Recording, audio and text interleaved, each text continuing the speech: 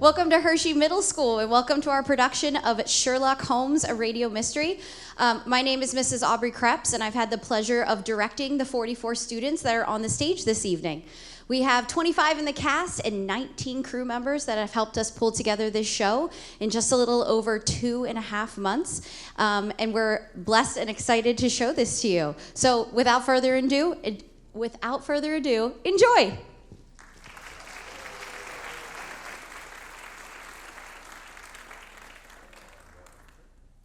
Good evening, listeners, and welcome to a special live broadcast from the Grand Auditorium of Hershey Middle School. This is WHMS AM, the sound of Chocolate Town, coming to you with drama, daring, and a journey back to foggy London of the late 19th century. Before we transport you to Baker Street and the brilliant mind of Mr. Sherlock Holmes, a brief message from the station management here in our live studio. We kindly ask that all pocket telephones, glowing screens, and modern marvels be silenced at this time. Though they are wonders of science, they have not yet been invented in 1895, and Mr. Holmes is easily distracted by unexplained buzzing.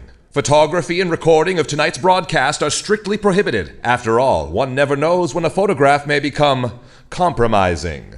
Should you need to leave your seat during the performance, we ask that you do so quietly and return between scenes so as not to disturb the investigation. In the unlikely event of an emergency, please make note of the clearly marked exits throughout the auditorium. Our ushers stand ready to assist, and we assure you, none of them are in disguise. And now, listeners, as the house lights dim and the curtain rises here at Hershey Middle School, adjust your dials, settle back in your seats, and prepare to travel with us to another time. The game is afoot.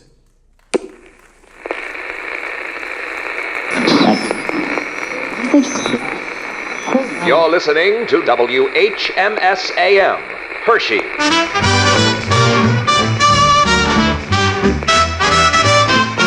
Bright Smile Tooth Powder Company presents a Sherlock Holmes radio mystery. Now, live from the Hershey Middle School Auditorium, here is your host for tonight's program.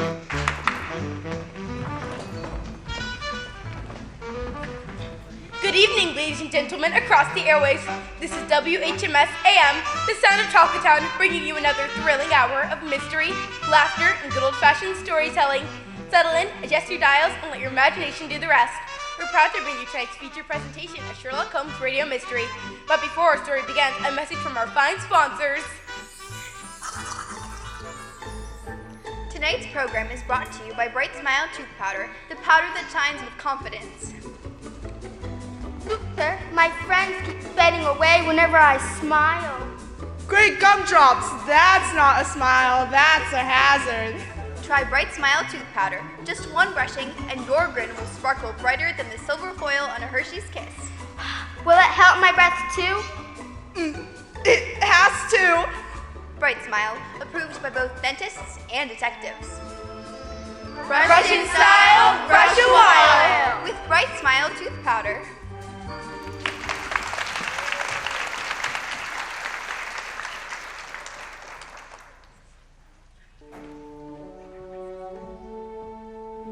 Good evening, Sherlock Holmes.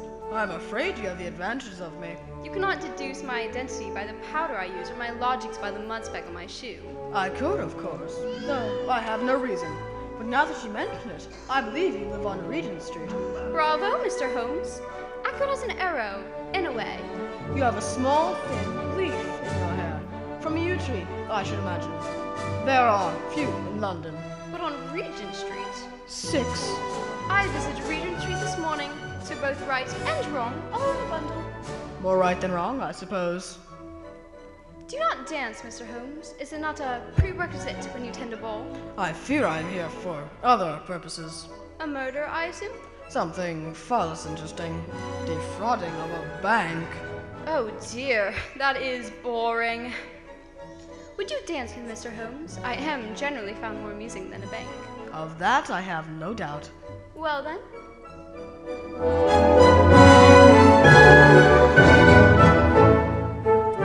Ah, what a nice surprise! You dance superbly. It is a mechanical skill. Wrong and wrong and wrong again. It is the poetry of two persons in tune, a door which must open to something surprising and beautiful, and not a whim mechanical. A door I choose not to open, as it will distract me from my mistress. Ah, now the conversation begins to interest me. I will not tell me your mistress is deduction. Precisely. and ants without perfume. I am, however, a linguist of the dance, and from the light pressure of a hand upon my waist, and the fact your eyes do not move from mine, I deduce you're not completely devoid of poetry. Oh dear, I always hate the ending of things when the poetry's just beginning. I'm Irene Adler. I knew. I knew you knew. I'm not finished with you, Sherlock Holmes. Watson here. You've asked about Irene Adler? Well, to Sherlock Holmes, she was always the woman. I've seldom heard him mention her under any other name. In his eyes, she eclipses all. Holmes, of course, is the most perfect reasoning machine the world has ever seen. He never spoke of the softer passions, and yet there was but one woman to him, and that was the late Irene Adler. I had seen little of Holmes for some time. My marriage had drifted us apart. However, on the 20th of March, I was returning home and saw his rooms were brilliantly lit. Unable to quell my curiosity, I went boldly up. His manner was not effusive. Oh, Watson. Well, there you are. I hope I do not disturb. Not in the least. Come in. Wedlock seems to suit you. You've put on 7.5 pounds since I last saw you. Only 7, I think. No, 7.5. I see you have a clumsy, careless servant girl. Old friend, you would certainly be burned at the stake a few centuries ago. Mary Jane is incorrigible. How'd you work it out? Simplicity itself. Your boots are scarred, obviously, from a servant scraping mud off without paying any attention. I'm always baffled until you explain your process. And yet, I do believe my eyes are just as good as yours. Quite so, but you must remember to observe as well as see. For example, you've climbed the steps leading up to this room before. Hundreds of times. Then how many are there? How many? I don't know. Elementary. You've seen, but not observed. 17. I know because I've both seen and observed. Good heavens, Mrs. Hudson. What are you doing up at this hour? A landlady never sleeps, Mr. Holmes. I heard a familiar voice, so I brought up some tea and biscuits. Pleasure to see you, Miss Hudson. Oh, but we've missed you, Dr. Watson. Mr. Holmes is too much alone and up to heaven knows what. He needs a bit of company, he does. Thank you, and good night, Mrs. Hudson. Good night yourself, Mr. Holmes. I found him a very nice lady down the block, Mr. Watson. Educated like a queen, widow to a bridge builder. Quite a beauty, if I may so, but he won't hear of it. Going off his rocker from solitude, if you ask me. See here. Really, Miss Hudson, you must tell me more. This is nonsense. Out, Mrs. Hudson, I say. Go. It's not natural, Dr. Watson. You must give him a talking to.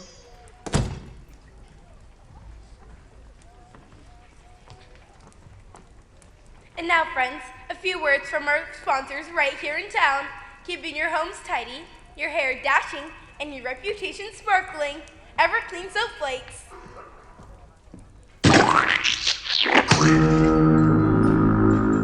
George, there's mud in my teapot again! Again? Well, at least it's consistent. Consistent? This is my good teapot. I told you, dear, science experiment gone wrong. The last time you said that, the mailbox caught fire. Briefly, and only on one side. Don't worry, folks. Everclean Soap Flakes can scrub those teapot troubles away faster than you can say, here's my handle, here's my spout. Why, just a scoop and a scrub, and look at that shine. It's cleaner than my lab notes. It cleaned the dog, the dishes, and the doorbell.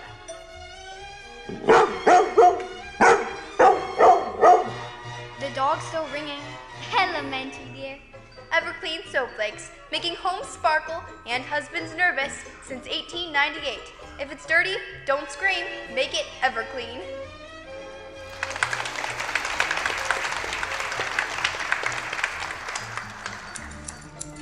Hey Radioland, tired of hair flatter than a pancake under a steamroller? Try Whisper Wave Hair Tonic. Just one dab and your hair goes boing. That tickles. That's the bounce kicking in. It did it again. I like it. Do it again. That means it's working perfectly. Now it sounds like it's celebrating. My hair's happy. Whisper Wave Hair Tonic. Hair is so lively, it celebrates itself. Golly, I've never had hair this excited. A dab a day, keep bad hair away.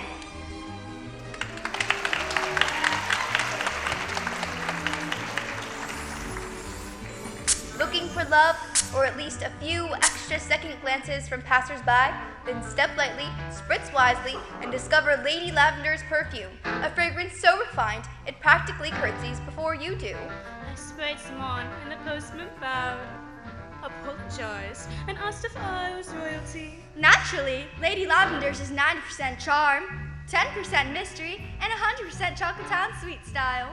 Side effects may include admiration and unexpected politeness. Lady Lavender's, the fragrance that's 1 part flower, 1 part secret identity. I smell irresistible. Should I be worried? Only if you're late for dinner. Compliments have a way of slowing people down. Lady Lavender's, because first impressions should be sensational.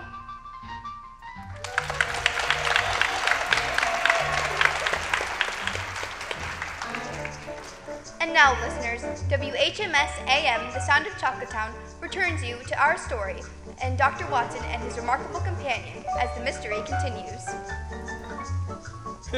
Shall I give you a talking to, Holmes? You most certainly shall not. You do seem a bit irritable. Bosh. But as you are here, take a look at this letter. Very nice paper. Came in the Morning Post. Well, I suppose I have a moment for a sit-down. Let's see. A man will call on you tonight upon a matter of the very deepest importance. Don't stare at my shoulder, Holmes. It's distracting. Be in your chambers at 8 o'clock. Do not take it amiss if your visitor wears a mask. What do you suppose it means? It is a capital mistake to theorize before one has data. One twists facts to suit theories, instead of theories to suit facts. But the note itself, what do you deduce? Expensive paper, this. Not English paper at all. Hold it up to the light. All right, then. Let's see. A large E with a small g, a P, and a large G with a small t woven into the texture of the paper. Perhaps the name of the maker? Look here. The G with the small t stands for Gesellschaft. It is the German word for company. The EG stands for the city of Egria. It is a German-speaking country in Bohemia. Thus the paper was made in Bohemia. Precisely, and we can tell that the man who wrote the note is German. But what is wanted by this German, who writes on Bohemian paper and prefers wearing a mask? And here he comes, if I am not mistaken. Come to the window, Watson. Look, expensive carriage, beautiful horses. Stay with me, Doctor. This promises to be interesting. It would be a pity to miss it. Listen. The heaviness of his step upon the stair makes him over 200 pounds. Come in. I told you I would call. Pray, take a seat. This is my colleague, Dr. Watson. A pleasure. Whom have I the honor to address? Count von Kram of Bohemia. May I trust your companion? Absolutely and completely. I bind you both to 2 years of complete secrecy. Our conversation may influence European history. We agree. Excuse the mask. He who employs me wished my identity to be unknown to you. The name I gave is not exactly my own. I assumed so. The matter implicates the King of Bohemia. And you are the King of Bohemia. How did you know? Just there on your forehead are lasting indentations made only by a crown. Amazing! One has only to use one's eyes. 5 years ago, in Warsaw, I made the acquaintance of a well-known adventuress, Irene Adler. Ah, prima donna at Poland's Imperial Opera, retired from the stage and living in London. How do you know this? It is my business to know London. And Irene Adler. Your Majesty wrote the lady compromising letters, and now you desire them back? Precisely so, but... Was there a secret marriage? None. Any legal papers or certificates? None. Then how was she to prove the paper's authenticity? There is the writing. Bosh. Forgery. My private note paper. Stolen. My royal seal. Counterfeited. We were both in a photograph together. Oh dear, a bona fide indiscretion. I was mad, insane. It must be recovered, bought, or stolen. 5 attempts have been made and failed. Oh, absolutely delightful. What is? What does she propose to do with the photograph? Ruin me. Would anyone care for tea? No! You see, I'm about to be married. Clotilda Lothman von Saxe-Meiningen, the daughter of the King of Scandinavia. Hers is a family of strict principles. She herself is the soul of delicacy. Shadow of a doubt, and the marriage is called off. And Irene Adler? threatens to send them the photograph. Photography is a terrible thing. She is resolute. She has a soul of steel, and she does not wish me to marry another. And you are sure she has not sent it yet? She is not. And why not? She said she will send it the day the marriage is announced. That will be next Monday. Oh, good. We have 3 days. All's well with the world. You know, Watson, I think I will have another cup. 3 days is fortunate, for I have 2 matters of importance to look into. But Your Majesty will be staying in London. at the Langham Hotel under the name of Von Cram, I shall be in contact. I shall be all anxiety. Then, as to the money, Absolutely anything that is needed. how nice. I would give one of my country's provinces to have that photograph. I have no need of a province, but as for present expenses, In this leather bag, you'll find 300 pounds in gold coins and 700 in notes. that should do. Watson? Yes, quite. And Mademoiselle's address? Bryony Lodge, Serpentine Avenue, St. John's Wood. I'll show you out. No need. Is there a tavern nearby? To your left. Quite fascinating, Holmes. Yes, indeed. Call tomorrow at 3. I should like to talk more about the matter. Very well. At 3 o'clock, I arrived at Baker Street office, but Holmes had not yet returned. I was already deeply interested in this business, as the exalted character of its client gave it a character of its own. It was close to 4 when an inebriated passerby hailed me. Give me a light then, gent, if you'd be so kind. One moment, I believe I've got a match in my pocket. Well, hurry it up then. Good heavens, is that you, Holmes? I'm very much afraid it is. You look perfectly filthy. A bit of a laugh, eh? Guess what I've been up to? I suppose you've been watching The House and perhaps the habits of Irene Adler. Quite so, but the sequel is rather unusual. Shall we go up to my office? I'm being eaten by fleas. I left this morning in the character of an out-of-work room from the racetrack, as you just saw. I soon came across Irene Adler's Bryony Lodge, so, of course, I walked around and examined it. Then I came across a lane where horse trainers were at work, and by lending a hand came into the possession of a drink and as much information about Miss Adler as I could desire. There, I look a bit more myself, eh, Watson? Miss Adler is, in the judgment of working men, the daintiest thing under a bonnet on this planet. Tea? Please. Miss Adler lives quietly, sings concerts, and returns for dinner at 7. And Mr. Godfrey Norton, very dashing, seems to be her beau. They knew all and nothing about him at the same time. Was she his client, friend, or mistress? Excellent tea, Watson.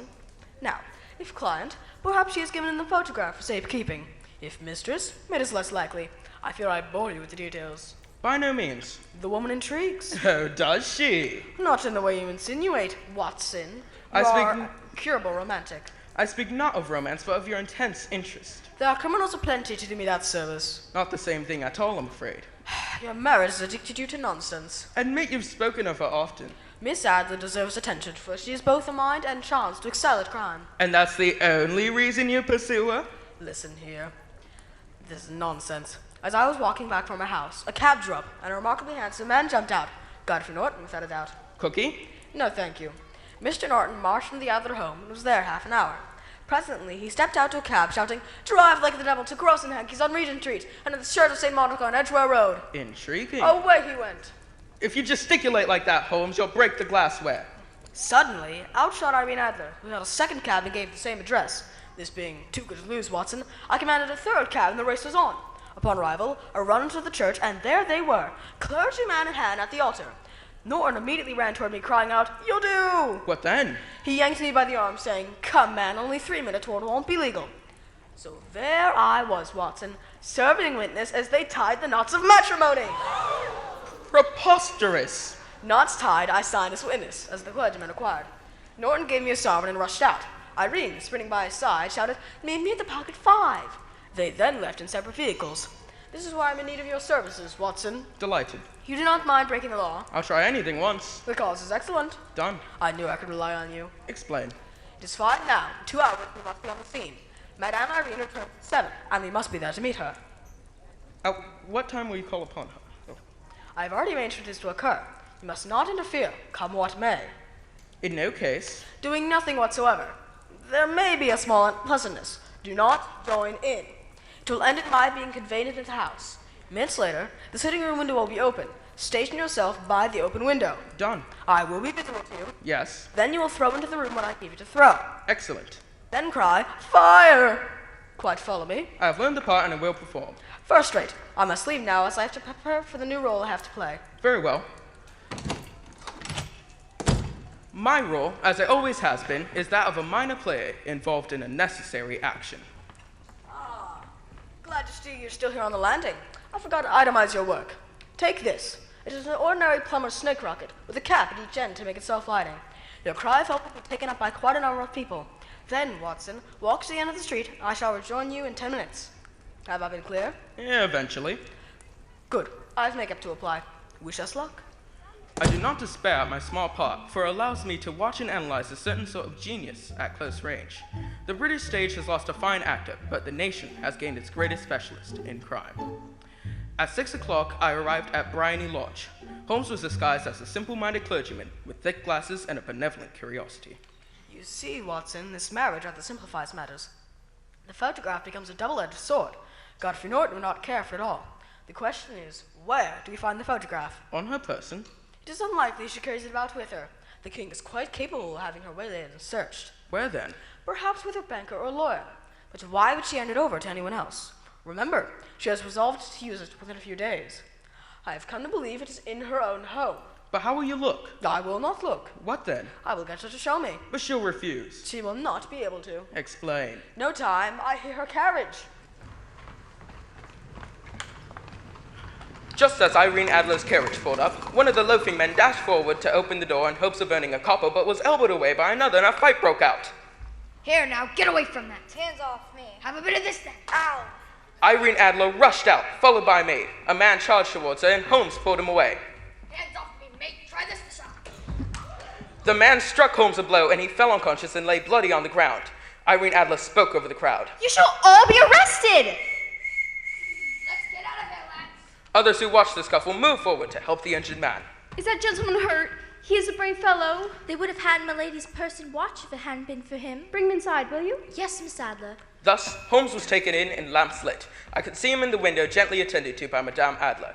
Holmes motioned like a man who needs air. The maid threw open the window. At that same moment, Holmes raised his hand in the air and, at the signal, I threw the snake rocket and yelled, "Fire!"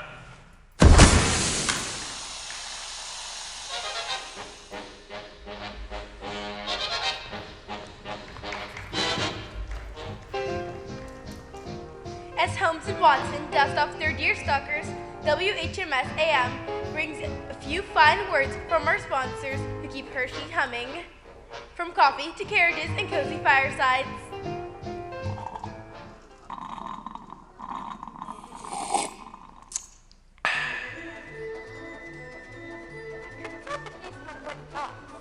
Blues were fuzzy, the suspects were pillows, and Justice kept turning snooze. Until Brown Coffee came along. The king approves, and so does the bell I just rang because I finally feel awake. Crown Coffee, roasted royal, boldly brewed, and guaranteed to wake even the sleepiest of sleuths from the depths of their... I drink 2 cups and reorganize my clues. Alphabetize them and accuse the correct person. That's the power of the crown, long may it perk. Detective burning the midnight oil. Crown yourself with Crown Coffee.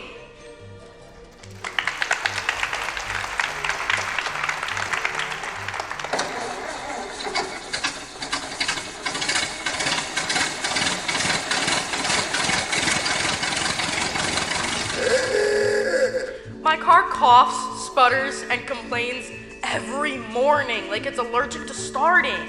Sounds familiar? Try Perseverance Motor Oil. It fixes everything. Except for your singing voice. And yes, I've heard you sing.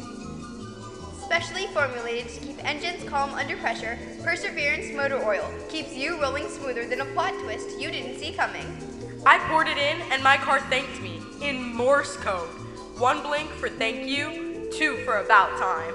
Now that's appreciation. Last week, it was just smoke. Perseverance Motor Oil, because every great story and every great engine deserves a strong finish.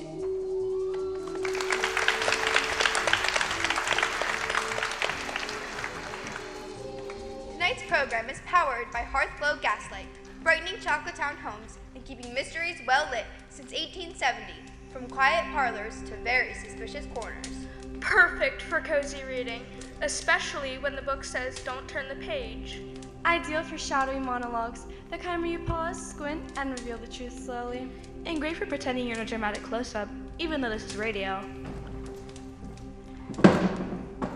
Still feels like a close-up. I'm committed to it. I practiced my stare in the reflection of the gas lamp.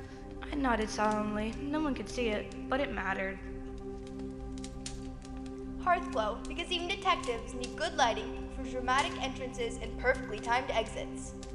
Keep it bright, with Hearthglow tonight.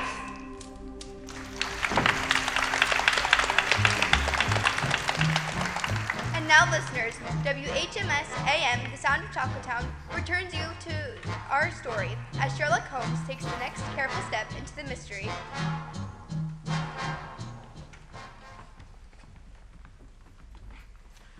Fire! Holmes arrived in a few minutes. You did very nicely, Doctor. Nothing could have been better. Do you have the photograph? No, but I know where it is. How did you find it? She showed me, as I said she would. You still leave me in the dark. You saw, of course, that everyone on the street was my accomplice. A theater company, engaged for the evening. I assume so. When the fight broke out, I had moist right hand, rushed forward, clapped it to my face, and became a piteous spectacle. Old theater trick, I imagine. From my days upon the stage at 17. What? I had everything but talent. Makeup was my specialty. Why did I never know this? Is it sensible to list your failures? Now, as I was carried upon on a couch, I motioned for air.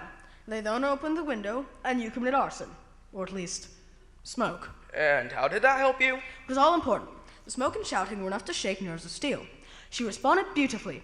The photograph is in a secret recess just beside the bell pull. She half threw it out, and when I called it a false alarm, she replaced it and rushed from the room. I looked about and decided it was safer to leave it in its nook for the present. Carelessness can ruin it all. What now? I shall call upon her with the king tomorrow, if you care to come. We will be shown into the same sitting room to wait for the lady.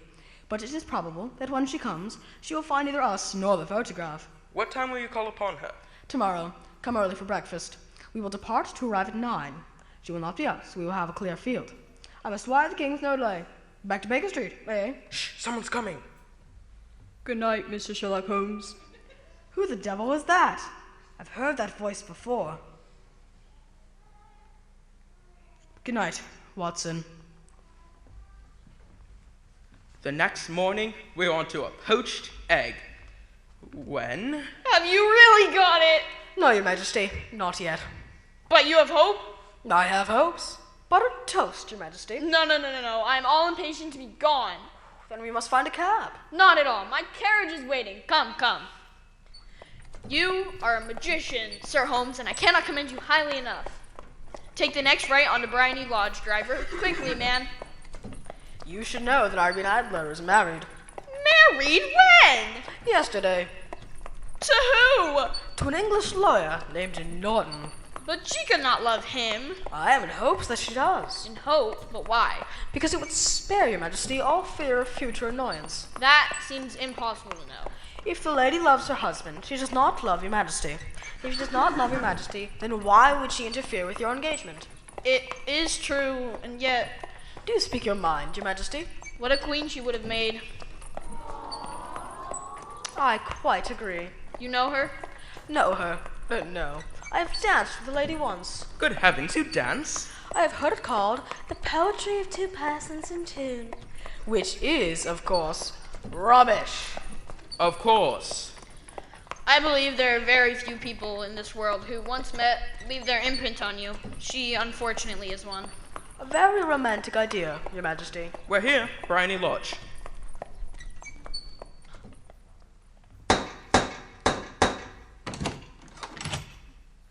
May I help you? Oh, Mr. Sherlock Holmes, I believe. I am Sherlock Holmes. Miss beg pardon, Mrs. Norton told me you would call. She will not be seeing you. What? See here, madam, you tell the lady we are coming in. You are welcome to enter, but she left this morning for the 5:15 train from Madrid. Impossible. Not at all. You mean she left England? Never to return. And the photograph, moral is lost. She instructed me, Mr. Holmes, to give you this. And with that, I ask kindly that you leave. I have lost the lady, but gained a package. Is it possible? Pray, let me see.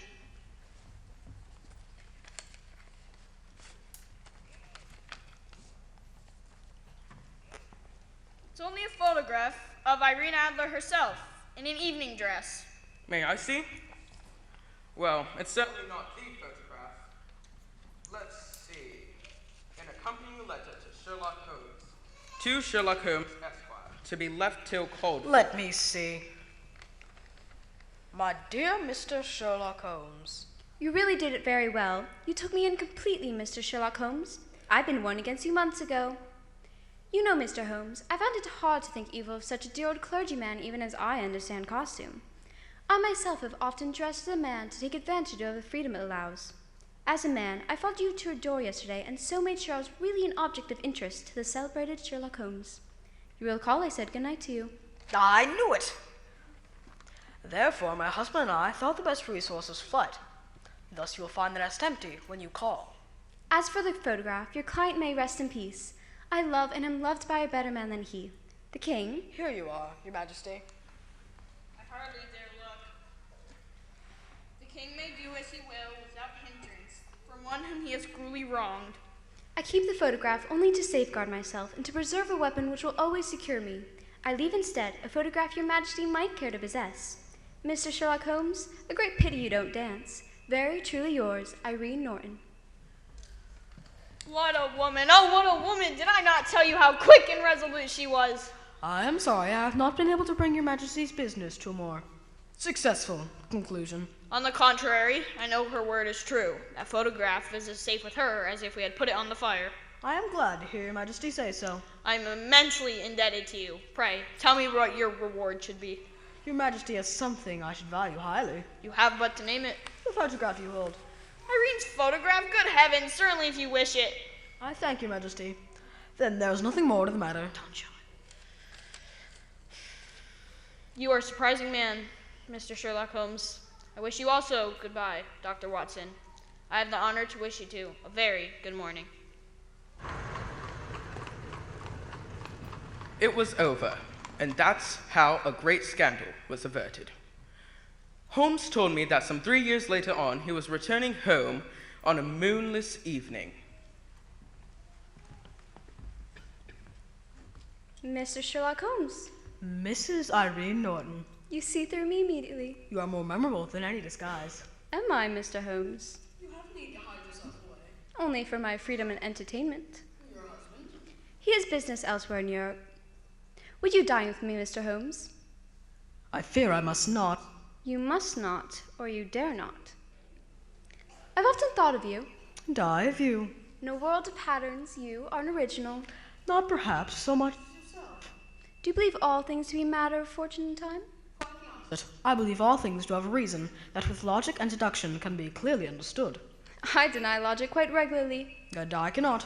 It is both my passion and my profession. A life of impenetrable logic.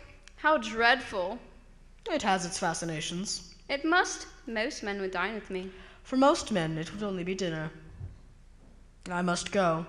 We will not meet again, Mr. Holmes. And you may be sure that I already regret it. I adore you. And I, you. Good evening. Fool.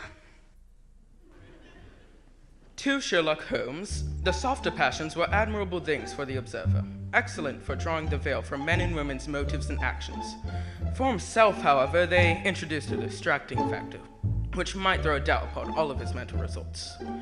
Still, I do believe that he kept the lady's photograph, and one would assume, on occasion, he looks at it.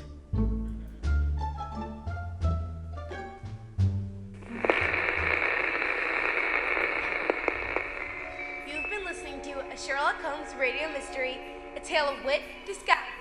One woman clever enough to outdo the world's greatest detective. Tonight's performance reminds us that not every mystery ends with arrest. Some end with the tip of the hat, a photograph kept close, and the door quietly closing. We thank our cast, our crew, and you our listeners, for lending us your imagination this evening. After all, a radio works best when you do half the work. And as the airwaves go silent, remember, the story doesn't end. It simply listens to see who's still paying attention. Now then, lamps low, kettles on, and no more visitors tonight. Some minds require the rest. Especially the brilliant ones. They do their best thinking after everyone else has gone to bed.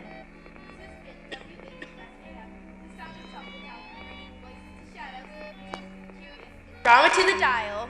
Until next time, keep your lamps lit, your deductions sharp, and remember, not everything worth knowing wants to be found.